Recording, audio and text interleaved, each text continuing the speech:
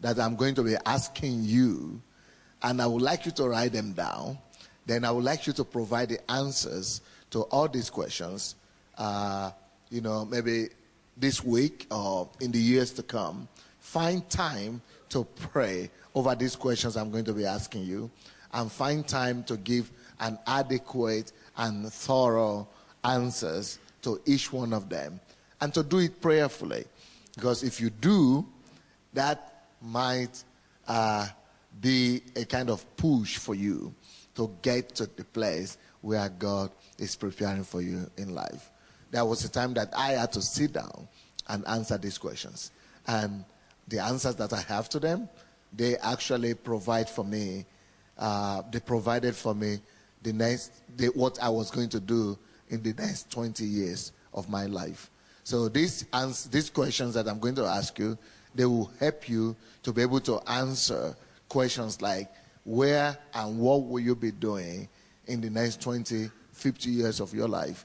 You could even be able to get an answer to whatever is going to be happening to you for the rest of your life, or where you will be and what you'll be doing. So, because this is important to know, because it is important for us to know who we are. If we don't know who we are in God, and to be sure of ourselves and who we are, we will never be able to make a difference in life. In the book of Exodus, chapter 3, Exodus chapter 3.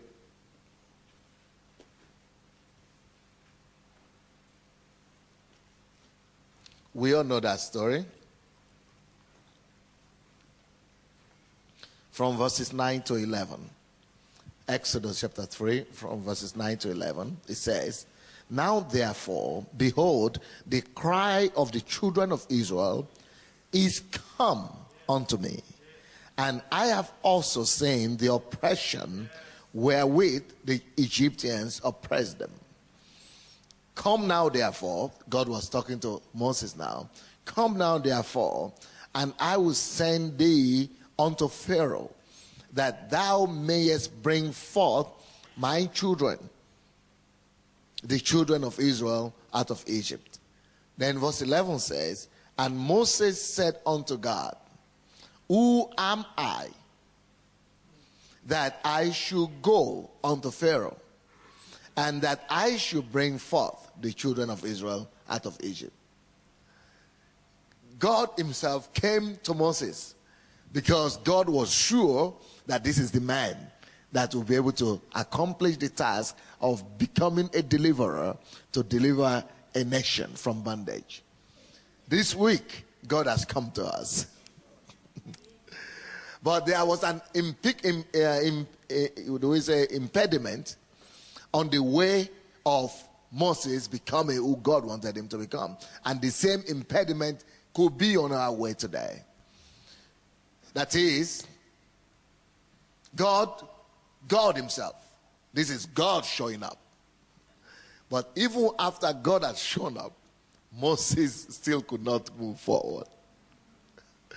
He was standing before God, and God was telling him, "You are going to be a deliverer. You are the one I'm going to use to deliver my people." And Moses was standing before God there and saying, "Me, no chance." And you know the reason why he couldn't believe even God, being in the presence of God himself? Very simple. The simple reason why Moses couldn't move forward and couldn't advance to fulfilling his destiny, and it's a huge destiny of being a deliverer, is first of all because the task seems too big for him.